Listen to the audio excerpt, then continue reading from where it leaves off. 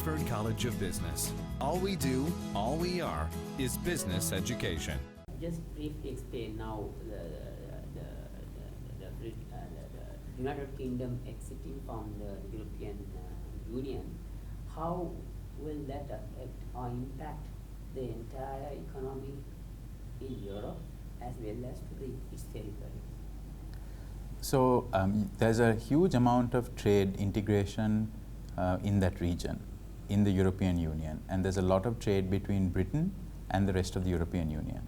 With the trade integration and that economic union, there's a lot of interdependence. So there's a lot of imports coming from, a lot of exports coming from EU countries to Britain, and Britain going to Europe.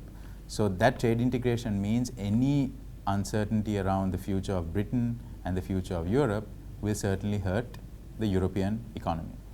On the other hand, also the weaker economies in Europe, particularly the southern European countries that have been facing very difficult times, they've had almost this buffer where their people have gone to seek employment in Britain and Germany and countries like that have been performing well. So it is that will now be a problem on those countries where they can no longer easily send after Brexit actually happens and you have the immigration under 100% British rules. The other thing we need to remember is that the impact on the EU, but particularly the impact on Britain, because if many of the forecasts and estimates are come to be true, the British economy will be very substantially hit this year and next year. Several banks, including HSBC, have sharply downgraded the growth forecast for Britain. Some have even predicted a recession. I'm not that pessimistic, but some of the growth numbers are as low as 0.7%. So I think we need to look very carefully at what this exit would mean for Britain, both immediately with a lot of financial markets uncertainty. We know that Britain and London is the financial center of Europe and a financial capital for the world. What will happen? Will those banks and financial institutions look for another home? And what will that mean for the British economy and Europe as a whole? Talking about the Brexit impact on a country like Sri Lanka, because we just started re-exporting fisheries products to Europe, and we are in the doorstep of applying for GSP plus once again. How will all this impact on the Sri Lankan economy? So I think there are two main channels of impact that we need to watch. The first is the more short and immediate term impacts, because with Brexit, with the vote, we saw huge amount of volatility and uncertainty in financial markets. Many investors hadn't quite priced that in initially. They didn't expect it to happen. So we saw very adverse reactions, the pound crashing to a 30-year low, and markets around the world going to a bit of turmoil. Now it seemed to have, some parts of those seem to have stabilized a bit, but overall Brexit means that there will be a wholesale repricing of risk, which means that will have an impact on international capital markets, Sri Lanka's borrowing in international capital markets. And certainly at a time of volatility, investors prefer to go to safe haven assets like the dollar, the US 10-year treasury note, and gold, and less so to countries, frontier markets like Sri Lanka. So that's one. The second aspect is, and the second channel of impact really comes from our trade with Britain. Now, about 10% of our exports go to Britain. That's substantial, one country. And out of that, about 79% are textiles, garments, apparels related products. So I think we need to very closely watch that particular sector of our exports. Now we hear from several exporters that for the rest of this year, 2016, most of the orders have already been locked in.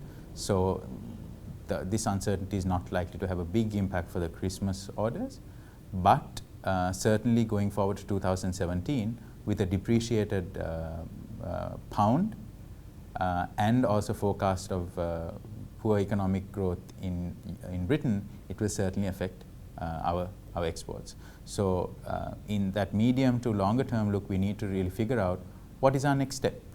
What is the new trade relationship we are going to strike with Britain? Because even if we get GSP plus, Britain will no longer be in that. So we won't be able to take advantage of it. So I think that's really important, what will happen on, and it makes sense for us to put in our bid early for a new trade relationship with Britain. But of course, this also means that it's time for us to seriously look at diversifying our export markets. The whole world is going to go through a period of uncertainty. We don't know what will happen to other countries in Europe. We don't know what the future of China is. We don't know what the future of oil will be. So all this means we need to diversify. You don't put all your eggs in one basket. 60% of our exports go to the EU and US. So it's really time to anchor ourselves closer to home in the region in China, in Asia, China, India, Southeast Asia, where there's a lot more dynamism, and we really haven't strengthened our links over the last several decades with this region. Then I'll just keep that.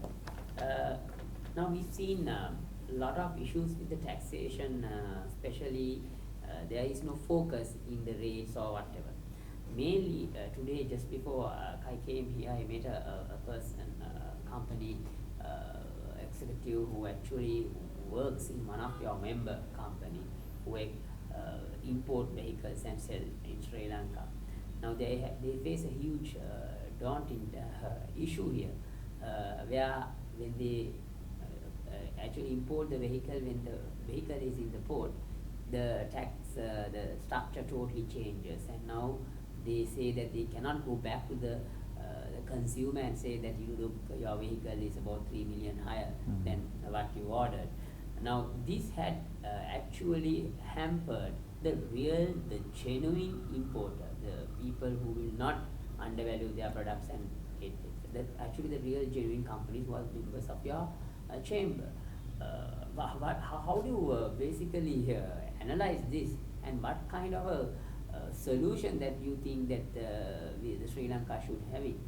You're absolutely right, Shahan. This is a serious issue that affects the Sri Lankan private sector. And it's not new. It's been happening for many, many years now. And that is the problem of tax policy uncertainty.